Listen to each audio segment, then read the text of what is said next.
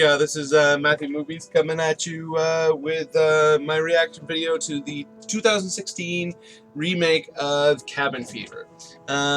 Just to give you a little bit of a preamble before I talk about the movie itself, I'm a big fan of the original movie.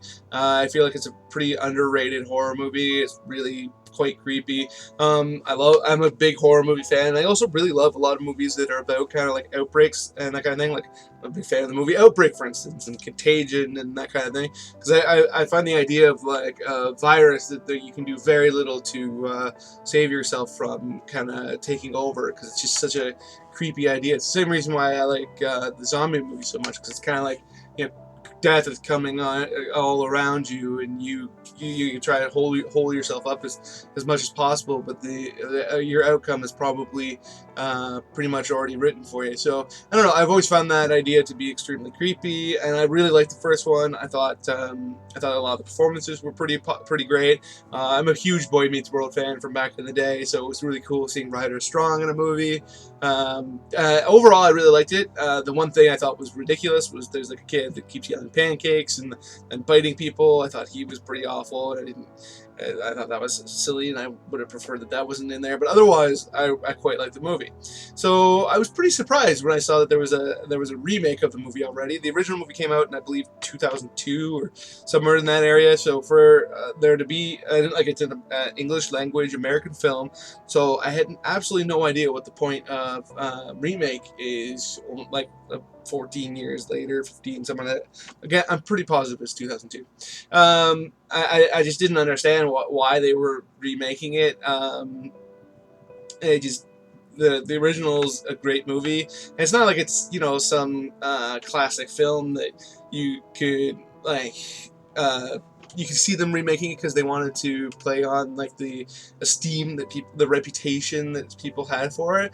As I said, as far as I know, Cabin Fever is not really, wasn't that big of a hit. It's not really all that well known. It's more of a cultish film in my view. Maybe I'm wrong. If I am, if you think I am, let me know in the comments below. But either way, like, you know, it's not like Ghostbusters or something like that where people are gonna be like, oh, I have to see it 'cause it's got that name on it. No, it's just. I don't understand. Like, you could make a sequel or a movie that like a similar idea. I didn't really understand why they were remaking it, but still, as a fan of the original, my curiosity got the better of me, and it's on Netflix now here in Canada, so I decided to check it out. And after I watched it, I still am questioning why this movie was made. They really didn't. They didn't think it's beat for beat the same story. The pancakes kid is still even in there, and this time it's a different kid. At least with the first movie, the kid who did the pancake stuff, it just made no sense to me. But at least there was some. It was its own thing. This time it's just some other random kid trying to do the pancakes thing, and it just is stupid, even more stupid. But also doesn't feel sincere. Just feels like they were like, oh well, we have to have the pancakes kid because the first movie had the pancakes kid. If you've seen either of these movies, let me know what you think of the pancakes kid. If not, then let me know what you think of me saying the word pancakes so many times in a movie review. Yeah, overall, I just like it was beat for beat the same story. The end, with the exception of the ending, is different, and I liked the ending of the original movie more. It's just I just don't understand why they made it. Like the performances aren't as good. It feels less frightening because I've seen it before. Maybe if I hadn't seen it before, I'd feel differently. But I'd be just as baffled if I saw this movie first and then went back and saw the original as to why two of these movies exist if they weren't going to do anything different. I really feel like the acting was not nearly as good. There was a couple of the actors were okay, but there felt like there was a lot of scenery chewing going on.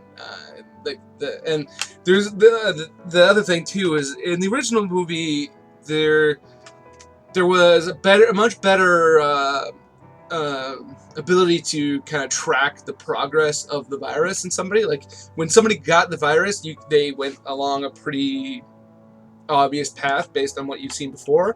In this movie, there's somebody who gets the virus early on, and somebody gets the virus later, and like the second person's progression from virus to even worse than like the first person ends up dying, and the second person, and that it's not the first and second person gets the virus, but in this example, an earlier person gets the virus, and a later person gets the virus, and the later person dies in a much more grisly fashion, and like flesh is literally falling off her body, whereas the first person just has like sores that are ever expanding. And maybe you could say that the virus mutated, but I have no earthly idea why it would mutate in the span of like a day. It's just it's pretty nonsensical. So all in all, like, it's not a bad movie. If you like horror movies, check it out for sure. But as a fan of the original, I just don't understand why it exists, and I didn't really get much of anything out of the experience of watching it. So if you've seen either movie, let me know what you think.